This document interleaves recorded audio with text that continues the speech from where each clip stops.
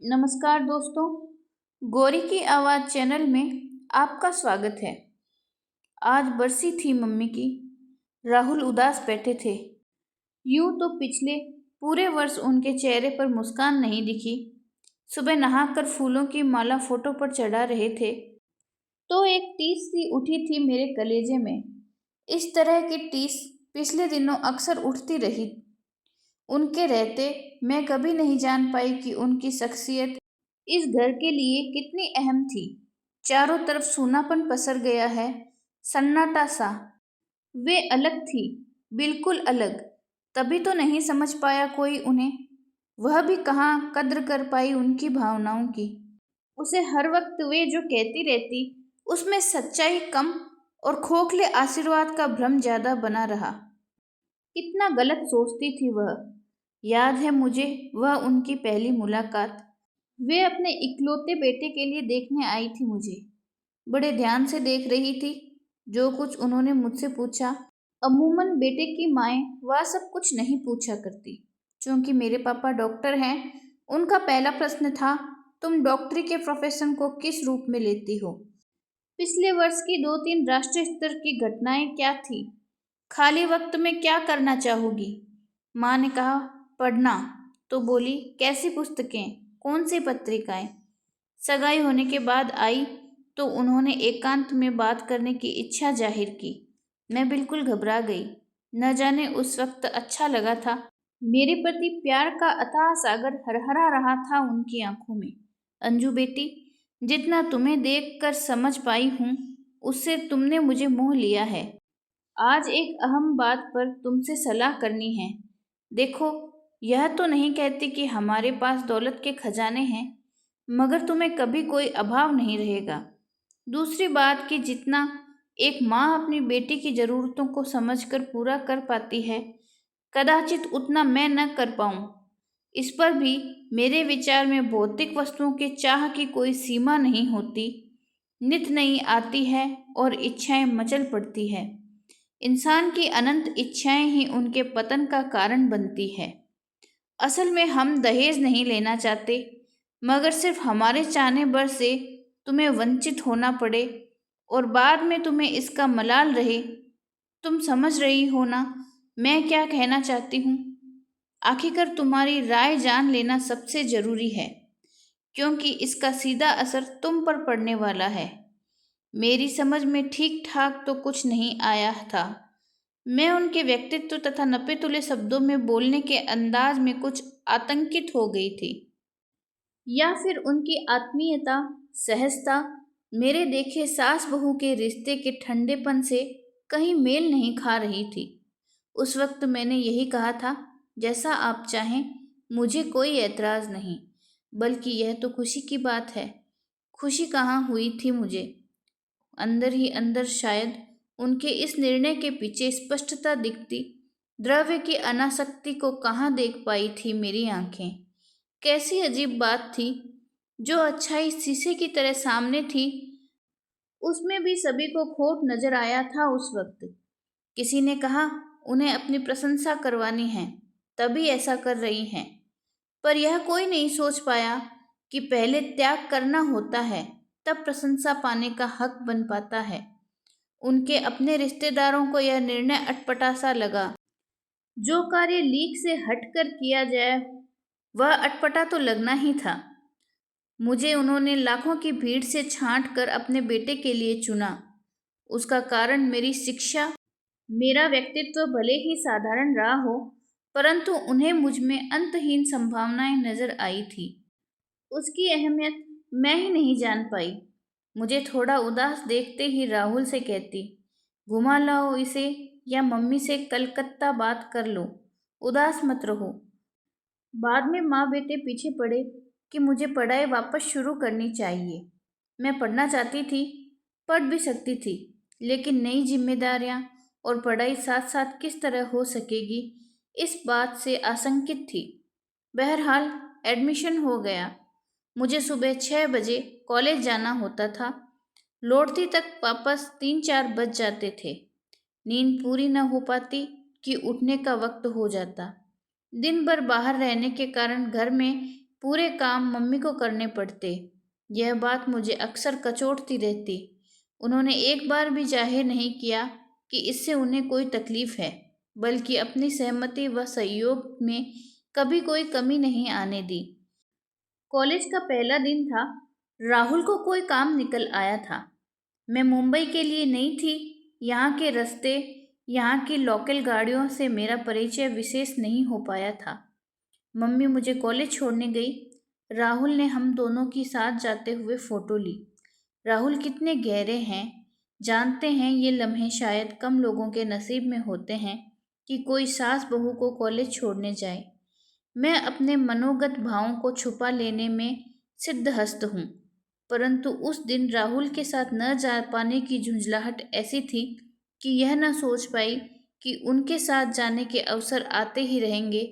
याद नहीं, पर मैंने कुछ ऐसी प्रतिक्रिया दिखाई कि मम्मी एकदम बुझ सी गई। परीक्षा के दिनों में घर के किसी कार्य को न करके पढ़ाई करने की कड़ी ताकीद थी उनकी। मेरे मन में एक अपराध बोध था। जो मुझे करना था वह नहीं कर पा रही थी, अतः अक्सर झुंझला जाती। वे मेरी इस झुंझलाहट को समझ गई थी, अतः मेरी किसी बचकानी प्रतिक्रिया का बुरा न मानती। काश मैं समझ पाती कि उन्हें बहू लाकर काम से निजात पाने से ज्यादा जरूरत बेटी बनाकर मुझे अपने करीब लाने की है। कभी पड़ोसन से कहते सुना था मैंने, तुम्हारी नीता कॉलेज से आती है तो क्या तुम उसके भरोसे घर के काम बाकी रखती हो?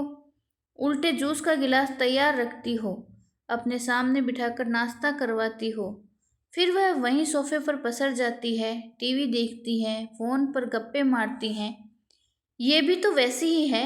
क्या फर्क है इसमें और नीता में? पता नहीं मम्मी की सीधी सच्ची बात भी मुझे क्यों छू नहीं पाई। मैं इतनी असंवेदनशील कैसे हो गई? वे जो प्रेम बस दे रही थी, मेरे अंदर उतर ही नहीं पा रहा था। कदाचित सास के ऐसे निश्चल व्यवहार को मैंने देखा सुना नहीं था। परीक्षा देकर मैं कलकत्ता चली गई। अंजू, तुम्हें फर्स्ट क्लास मिली है। खुशी से फोन पर कांप रही थी उनकी आवाज। शादी के बाद प्रथम नववर्ष की शाम घूमने जा रही थी। मम्मी ने अपनी साड़ी पहनने को दी। मुझे नकली गहने पहनते देखकर टोका, इसके साथ वह हीरे का कंगन मैच करता है। होटल, पिक्चर, रास्ते में न जाने कहाँ कंगन गिर गया। बहुत ढूंढा। डर रही थी मैं। मैंने तो शीशे का ग्लास तक टूट जाने पर सासों को डांटते देखा है। ना जाने क्या करेगी। आधी रात को लौटे थे, फिर सो नहीं पाई थी। रात भर में आंखें रो रो कर सूज गई थी। सुबह डरते डरते किचन में खड़ी मम्मी से बोली थी, मम्मी, वह कंगन गिर गया कल। सुनकर 2 पल के लिए चुप रह गई थी।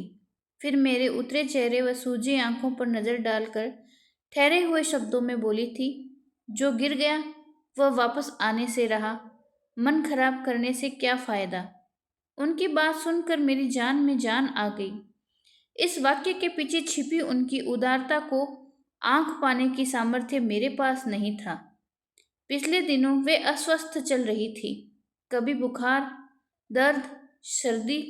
राहुल के अड़ जाने पर डॉक्टर को दिखाती, वरना यूं ही चलता रहता। दिन भर में 4-5 घंटे वे हमेशा पत्र पत्रिकाएं पढ़ती। हिंदी साहित्य में उनकी गहरी रुचि व समझ थी।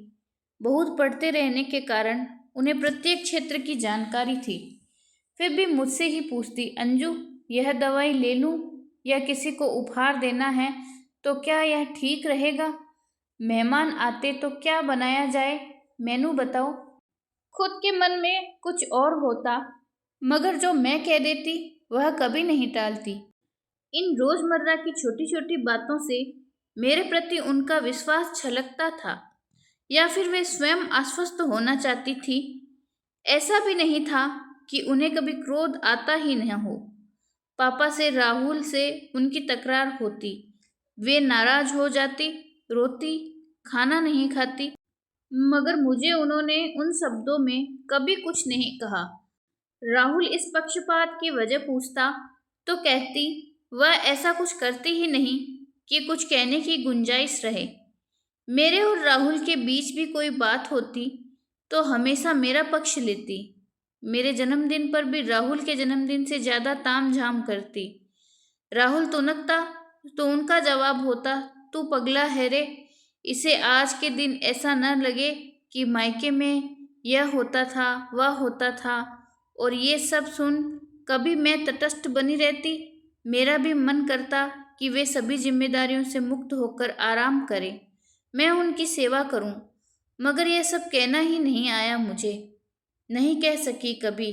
मुझे गुड़िया का बड़ा शौक था बचपन में। एक सुंदर गुड़िया थी, मौसी ने मुझे दी थी। मम्मी एक दिन बाजार से हरे रंग का ऊन ले आई।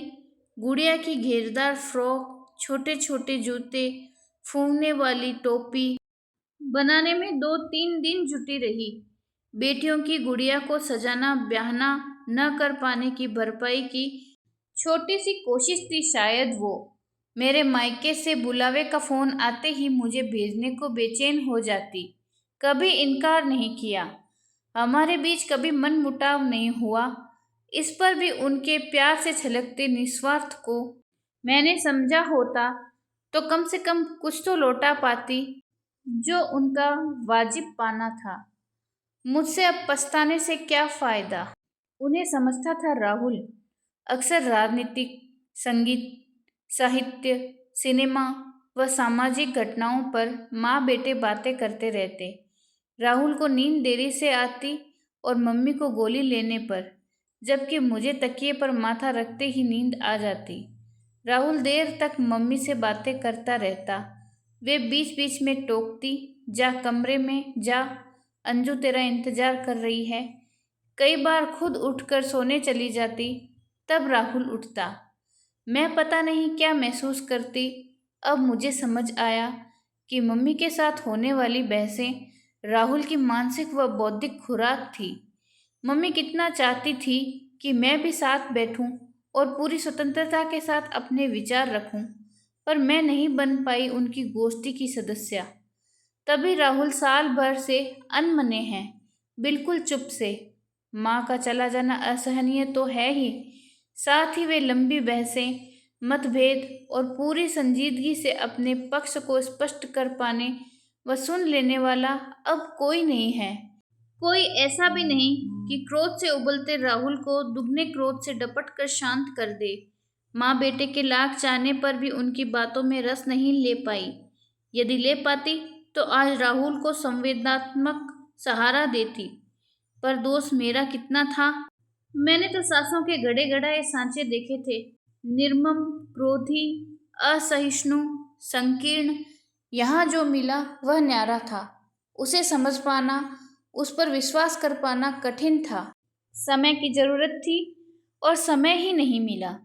शेष रह गया पछतावा। तो दोस्तों, आपको हमारी आज की कहानी कैसी लगी, हमें कमेंट करके अपनी राय जरूर दें और वीडियो को लाइक, शेयर और सब्सक्राइब करना ना भूलें। धन्यवाद।